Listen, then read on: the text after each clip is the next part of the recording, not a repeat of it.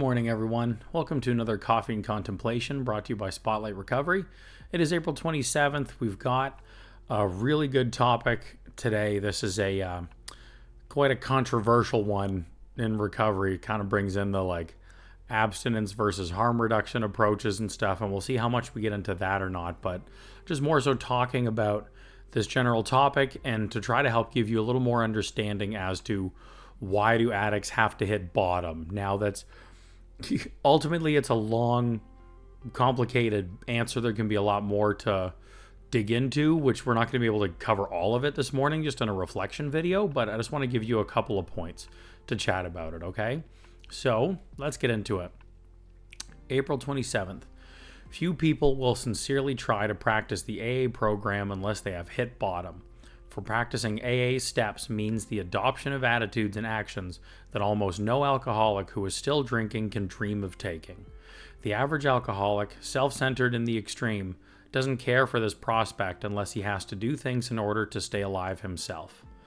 We know that the newcomer has to hit bottom, otherwise not much can happen. Because we are drunks who understand him, we can use at depth the nutcracker of the obsession plus the allergy as a tool of such power that can shatter his ego. Only thus can he be convinced that on his own unaided resources he has little or no chance. So the first portion's from the AA 12 Steps and 12 Traditions on page 24, and the second page is from second paragraph's from AA Today, page 8. And this whole section is from As Bill Sees It, which is another good little old school AA reflection book. So this is obviously straight out of AA. So you have the main kind of difference here on why do addicts, alcoholics, the word's interchangeable in my world, why do they have to hit bottom? And then either talking about it through a 12-step lens, through a general recovery lens, through a harm reduction lens. That's what I mean where it gets complicated. It gets complicated on top of the fact that people are complicated. So there's a lot of things to it. Just starting and focusing with this and with this reading, this first paragraph, I think they lay it out really well. And from my experience, I would agree with these points that they're talking about. Few people will sincerely try to practice the program until they have hit bottom. What is it saying here? Just because it means the adoption of attitudes and actions that almost no alcoholic who is still drinking can dream of taking. So ultimately with this reflection and with this topic, one of the main points of it all is reservations. If I have reservations still, then that's something I'm going to use over. Or it's something I'm going to use to justify my use, right? Anything that I still have that I can hang on to, I'm going to do it. I'm going to do it and hang on to that until bottom comes, until I am having to let go, until there is no way out, some force of change. That is only when I will let go of these things and then consider making such big changes in my attitudes and actions like this reflection is talking about. And now, of course, we're talking here about the true addict or the real alcoholic. So that opens up another conversation on where is somebody in their use from dependency versus then addiction. And you can still have people who are using and would seem like they're an addict, but then if they have this big life-altering moment, a health scare, a move, a change in family, career, whatever, some big change in their life, then they can slow down and moderate naturally. That's not a real addict. That's a heavy user. That's somebody who's heavily dependent. So, sidebar on this, actually, I just wrote an article about this that was recently published. So check it out on the website down below. It's going to be linked on our blog page. So you can take a read at that and look at the difference between addiction and dependency. So that may help give you a little bit more insight in this as well. Anyway, back to this. So this is where that space where the real addict has to hit in order to then be doing any kind of work of a recovery program, be it 12-step or not. In this instance, they're just talking about because of, and ultimately It's because of what massive changes need to take place, what huge changes in behavior. Like it says, attitude and action. Like if you read through the 12-step program, the things it requires are really intense and are a lot. And even in non-12 step, a total abstinence lifestyle. I mean, if somebody is at the point where they are completely addicted to a substance or a behavior, and it is completely consuming their life and taking, that's the number one priority. It's taking up so much of their time and finances and energy and planning. Everything revolves around this addiction.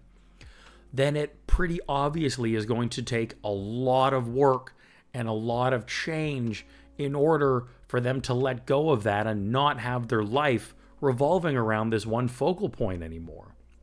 If everything is focused on that, you can't expect somebody to be able to then just one day stop and just choose to stop and say, I'm going to put it down.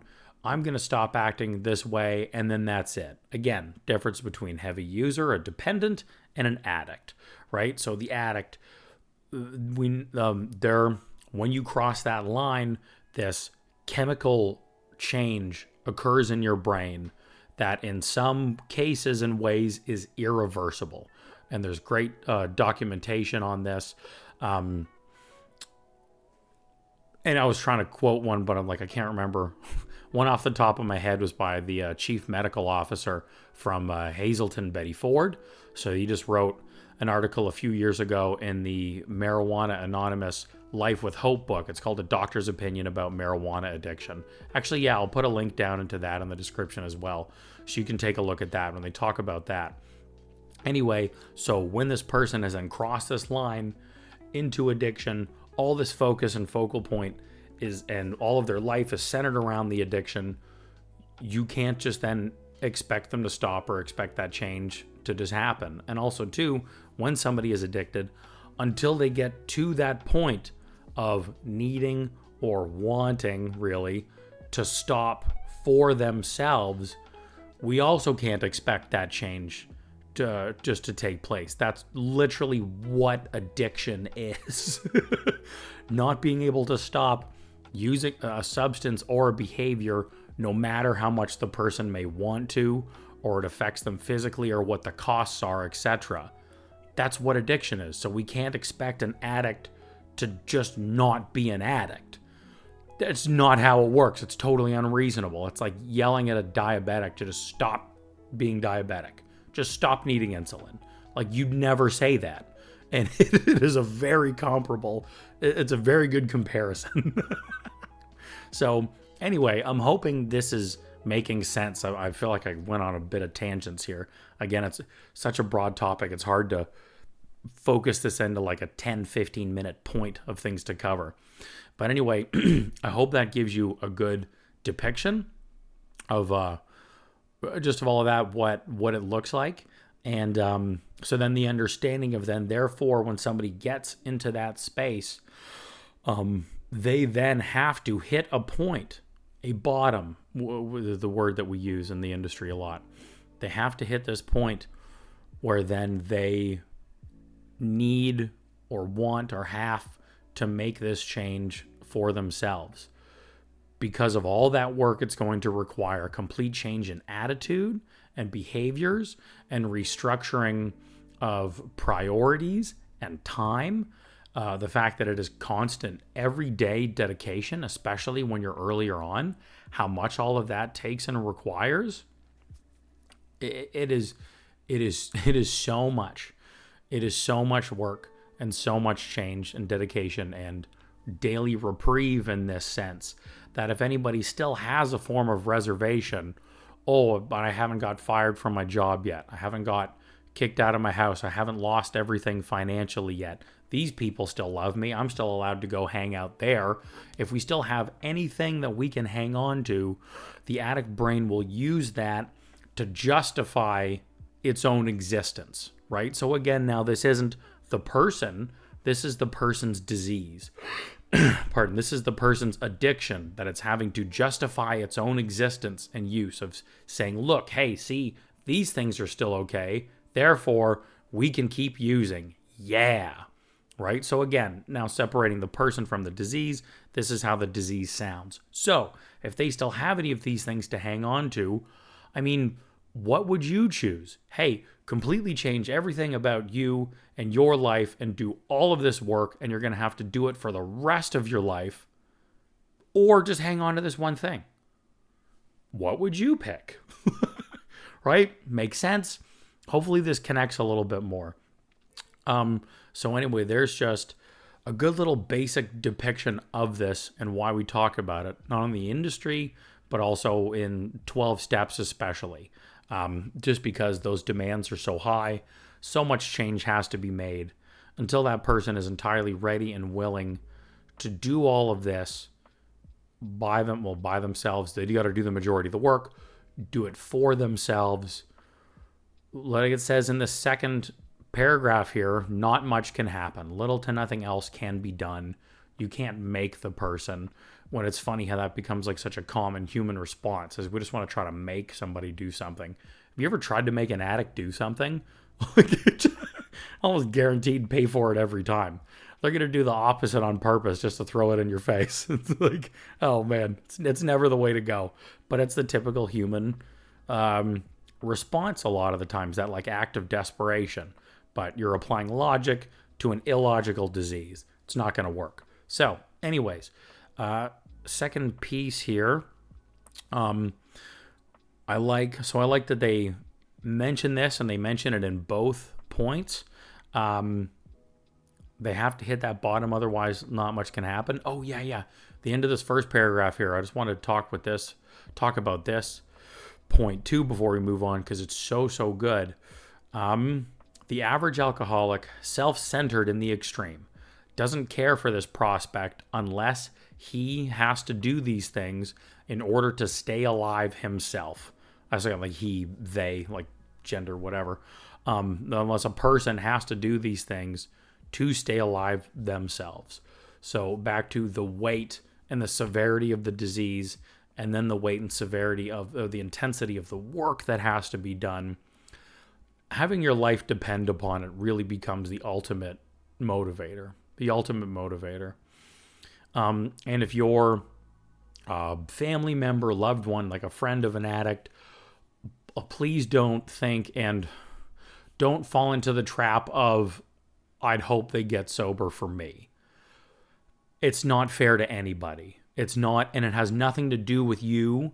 There's no offense in this at all. There's no degradation about this at all. Again, it's applying this logical thinking to this disease, right? Where you, if they are still addicted, you, unless the addiction is you, we're talking like sex and love addiction or something, you are not what the disease wants, ultimately being this form of intoxication or something. So therefore, you can't be the reason, because it doesn't feed the addiction. So logically, it doesn't apply to what this disease is trying to do. So that's not fair to you, because then you're going to connect all of this to your sense of self-worth, and it has nothing to do with that at all. And then it puts this completely unfair expectation and like threat of a relationship on an addict, which is just going to it's going to force them to act more irrationally, because how much they may want and love this connection, the addiction is taken over, and that's the priority. So unless somebody is willing to do this work for themselves and in a recovery program, they cannot think themselves better to then reprioritize you or this relationship over the addiction. Again, it's now expecting a cognitive disease to change its cognition. We can't do it. It's not how it's going to work. Okay? So anyway, hopefully that wasn't a big old tangent and it made some sense, but I just wanted to mention that here. So last point with this, because I've been going for a bit here, I knew I would. In the second paragraph, we can use at depth the nutcracker of the obsession plus the allergy. Pardon me. As a tool of such power that it can shatter the ego.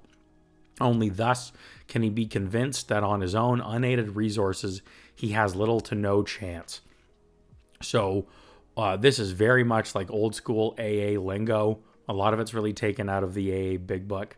But they're talking about the identification piece.